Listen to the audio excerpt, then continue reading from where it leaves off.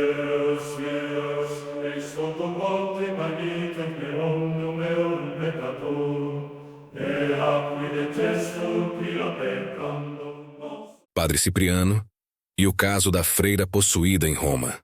Roma, década de 1970. A cidade eterna, coração da Igreja Católica, sempre carregou em suas ruas estreitas e igrejas antigas um peso espiritual que se mistura com a história da fé e da superstição. Nesse período, os corredores silenciosos de um convento localizado nos arredores da capital italiana começaram a ecoar rumores sombrios. As religiosas que ali viviam começaram a presenciar fenômenos inexplicáveis, e o nome de uma jovem freira passou a ser sussurrado em tons de medo e piedade. Seu comportamento havia mudado drasticamente. Ora chorava em silêncio, ora gritava de forma descontrolada durante a noite, despertando as irmãs ao redor com palavras impronunciáveis em línguas que jamais havia estudado. O caso chegou até os ouvidos de um homem conhecido por sua coragem diante das forças malignas. Padre Cipriano de Mel, um frade capuchinho nascido em 1924, que se dedicava desde os anos 50 ao ritual do exorcismo. Cipriano era respeitado até mesmo entre os próprios exorcistas, e mais tarde se tornaria presidente da Associação Internacional de Exorcistas, fundada por Padre Gabriele Amorth. Mas a sua trajetória até aquele momento já era marcada por um histórico impressionante. Desde jovem, Cipriano havia sentido uma atração irresistível pelos mistérios da fé e pela luta contra as forças espirituais que ameaçavam a alma humana. Ainda seminarista, foi testemunha de pequenos fenômenos estranhos durante missões pastorais em vilarejos isolados, onde as pessoas recorriam mais a benzeduras e rituais populares do que ao confessionário. Esses primeiros contatos o fizeram compreender que a fronteira entre superstição e verdadeira manifestação maligna era tênue, mas real. Ao ser ordenado sacerdote, buscou aprofundar-se nos estudos sobre demonologia e teologia espiritual, chegando a consultar antigos textos da Igreja que descreviam batalhas de santos contra aparições demoníacas. Diferente de muitos padres que lidavam com possessões apenas de forma emergencial, Cipriano passou a dedicar sua vida a enfrentar diretamente esses casos, sem recuar diante daquilo que a maioria preferia ignorar. Tornou-se conhecido como um homem de oração intensa, com um olhar fixo e grave, que transmitia tanto compaixão quanto firmeza diante das trevas. Para ele, cada ritual de exorcismo não era apenas uma cerimônia litúrgica, mas um verdadeiro combate espiritual, onde sua fé deveria ser mais forte do que qualquer poder oculto. Não era raro que pessoas de diversas regiões da Itália viajassem quilômetros apenas para encontrá-lo, pedindo sua intervenção em situações que médicos, psicólogos e até outros sacerdotes não conseguiam explicar. Assim, quando a notícia do convento chegou a seus ouvidos, Cipriano não hesitou. Ele sabia que, se fosse verdade, não estaria diante de uma simples jovem em crise emocional, mas sim de um caso que exigiria cada fragmento de sua fé e de sua resistência física. O chamado para intervir não era apenas um dever sacerdotal, mas uma missão que confirmava a luta à qual havia consagrado sua vida. Quando foi chamado ao convento, encontrou um ambiente tomado pelo silêncio e pelo receio.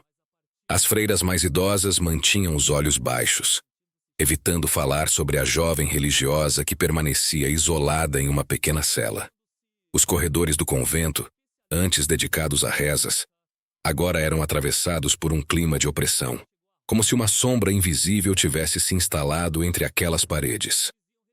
A freira em questão, cujo nome foi mantido em sigilo pela Igreja até hoje, era jovem, dedicada, e havia ingressado no convento em busca de uma vida de entrega a Deus.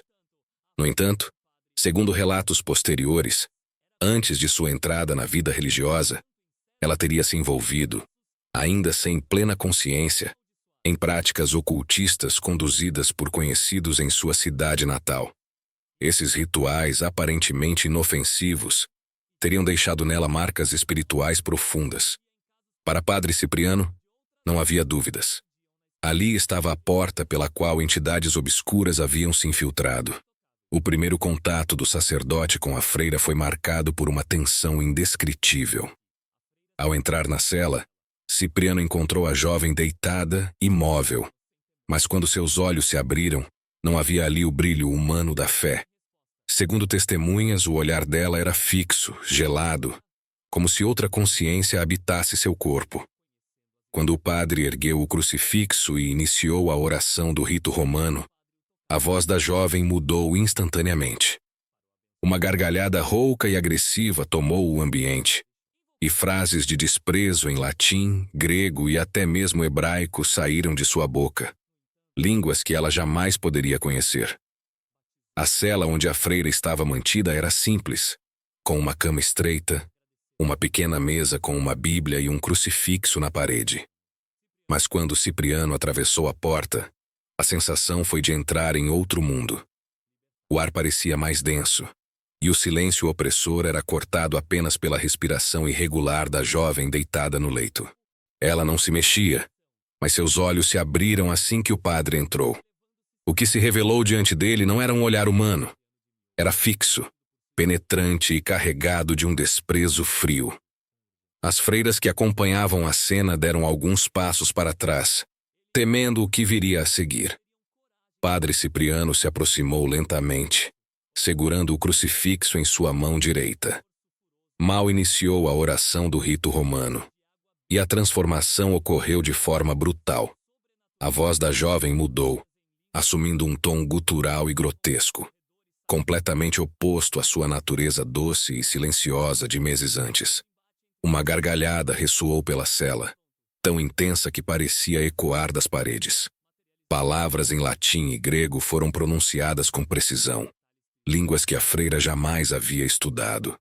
Cada frase era uma provocação, um desafio direto ao padre que ousava enfrentá-la. O corpo dela, antes imóvel, começou a se contorcer com violência, obrigando duas freiras a se aproximarem para tentar segurá-la. Mas a força descomunal da possuída as lançou contra a parede. Naquele instante, Cipriano compreendeu que não estava diante de um simples distúrbio. A jovem era o palco de um confronto entre o divino e o profano, e a batalha estava apenas começando. A primeira sessão de exorcismo foi brutal. A força física da freira parecia impossível para alguém de seu porte frágil. 4 irmãs tiveram que segurá-la enquanto o padre prosseguia com as orações. O crucifixo era cuspido. As invocações do evangelho eram respondidas com insultos, e a simples menção ao nome de Cristo provocava gritos lancinantes que ecoavam pelos corredores do convento. O cheiro de enxofre, relatado pelas testemunhas, impregnou a sala, misturando-se ao odor da vela consumida e do suor daqueles que lutavam para manter o controle da situação. Padre Cipriano, experiente, sabia que não seria uma batalha curta. Durante dias, ele retornava ao convento, conduzindo longas sessões que exauriam seu corpo, mas reforçavam sua determinação. Cada vez que se aproximava da jovem, manifestações sobrenaturais se intensificavam. Objetos se moviam sozinhos, portas batiam, e vozes múltiplas surgiam, falando em uníssono de dentro da garganta da freira, como se várias entidades disputassem espaço em seu corpo. Entre essas vozes, uma se destacou. Era mais grave, mais fria e mais ameaçadora. Identificou-se como aquele que não será expulso, desafiando o sacerdote com uma arrogância demoníaca. Esse detalhe marcou Cipriano profundamente, pois já havia enfrentado casos onde entidades menores se apresentavam, mas raramente havia presenciado tamanha resistência espiritual. Para o padre, aquilo era a prova de que a freira estava sob domínio de uma força maligna de grande poder. As sessões se tornaram um verdadeiro campo de batalha invisível. Cipriano utilizava não apenas o ritual oficial da igreja, mas também recitava ladainhas marianas, invocava São Miguel Arcanjo e aspergia água benta sobre o corpo da jovem. Cada gota parecia queimar sua pele, provocando bolhas temporárias que desapareciam minutos depois. O convento inteiro se envolveu em oração, com freiras rezando incessantemente no claustro, pedindo a Deus que libertasse sua irmã das garras do inimigo. Em uma das noites mais intensas, durante uma sessão que durou mais de 5 horas, o corpo da freira se arqueou de forma antinatural. Os presentes relatam que ela levitou alguns centímetros acima do leito, enquanto gritava palavras incompreensíveis. O padre, sem interromper suas orações, manteve-se firme, impondo o crucifixo sobre sua testa e ordenando em nome de Cristo que a entidade deixasse aquele corpo. O choque foi tão intenso que algumas das freiras chegaram a desmaiar diante da cena. O processo durou semanas. Não foi um único exorcismo, mas uma série de batalhas travadas dentro daquele convento isolado. A cada encontro, a jovem parecia alternar entre momentos de lucidez e instantes de completo domínio das forças malignas. Padre Cipriano registrava mentalmente cada detalhe, consciente de que estava diante de um dos casos mais intensos de sua vida. Finalmente, em uma manhã marcada pelo frio cortante de Roma, o confronto alcançou seu clímax. Após horas de orações e resistência, a freira soltou um grito agudo, seguido de um silêncio sepulcral. Seu corpo desabou exausto, e um odor insuportável tomou conta do ambiente, dissipando-se aos poucos. Quando abriu novamente os olhos, não havia mais a sombra que os dominava, mas sim o olhar de uma jovem devastada, frágil, porém livre. Padre Cipriano considerou aquele momento como uma das maiores vitórias de sua missão sacerdotal, mas também como um lembrete sombrio de quão real é a presença do mal. A freira foi mantida em cuidados espirituais intensos, permanecendo sob constante oração e vigilância. A igreja nunca revelou publicamente todos os detalhes do caso, mas entre os exorcistas italianos o episódio circulou como um dos mais assustadores e representativos da luta espiritual nos tempos modernos. Anos depois, quando Cipriano de Meo assumiu a presidência da Associação Internacional de Exorcistas, ele citou em entrevistas que há casos em que o inimigo não se contenta em se esconder, mas deseja ser visto, deseja desafiar, deseja esmagar a fé daqueles que o enfrentam. Muitos interpretaram essa fala como uma referência direta à experiência vivida no convento de Roma. O caso da freira possuída permanece como um testemunho obscuro de que, mesmo em lugares consagrados e dedicados à fé, o mal pode se infiltrar através das brechas deixadas por escolhas do passado. Para os fiéis, a história é um alerta. Para os céticos, um mistério perturbador. Mas para aqueles que estudam os arquivos da igreja, é a lembrança viva de que a batalha contra as trevas não é uma metáfora, mas uma realidade que se manifesta onde menos se espera. E assim, o nome de Padre Cipriano se consolidou não apenas como um exorcista, mas como um guerreiro incansável contra forças que ultrapassam o entendimento humano. A freira liberta, o convento marcado, e Roma testemunha de mais um episódio em que o sagrado e o profano colidiram em um confronto devastador. E assim, a jovem freira foi libertada. Mas o convento nunca mais voltou a ser o mesmo. As paredes daquele lugar guardaram ecos de gritos que não pertenciam a uma voz humana. E até hoje algumas religiosas afirmam que, em noites silenciosas, ainda se pode ouvir o arrastar de correntes invisíveis e um riso distante que não deveria existir. O caso do padre Cipriano de Meo ficou marcado como um dos exorcismos mais perturbadores já realizados em Roma. Mas a verdade é que a igreja jamais revelou todos os detalhes. Quantas freiras, padres e fiéis carregaram segredos parecidos que jamais vieram à tona?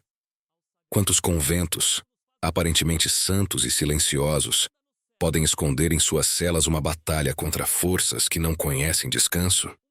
Este episódio nos lembra de algo que muitos preferem ignorar. O mal não se apresenta apenas em lugares abandonados, cemitérios esquecidos ou casas malditas. Ele pode se infiltrar onde menos se espera, até mesmo em um convento consagrado ao silêncio e à oração. E aqui fica o alerta. Ao abrir brechas, mesmo as mais sutis, Seja através de práticas ocultistas, pactos, invocações ou curiosidade inconsequente, portas são abertas. E aquilo que atravessa essas portas dificilmente retorna por conta própria. Se você acredita que o mal é apenas metáfora, talvez já esteja mais próximo dele do que imagina. E agora eu pergunto a você, que acompanha o News Web Doc, o que realmente se esconde nos corredores da fé? Quantos casos como o dessa freira permanecem enterrados nos arquivos secretos do Vaticano? E principalmente, se fosse você, teria coragem de permanecer sozinho naquela cela, sabendo que algo invisível ainda poderia estar à espreita? Se essa história mexeu com você, deixe o seu comentário e compartilhe suas próprias experiências. Inscreva-se no canal, porque aqui nós revelamos aquilo que muitos tentam esconder. News Web Doc, onde o oculto ganha voz e onde cada verdade revelada pode ser a sua pior noite de sono.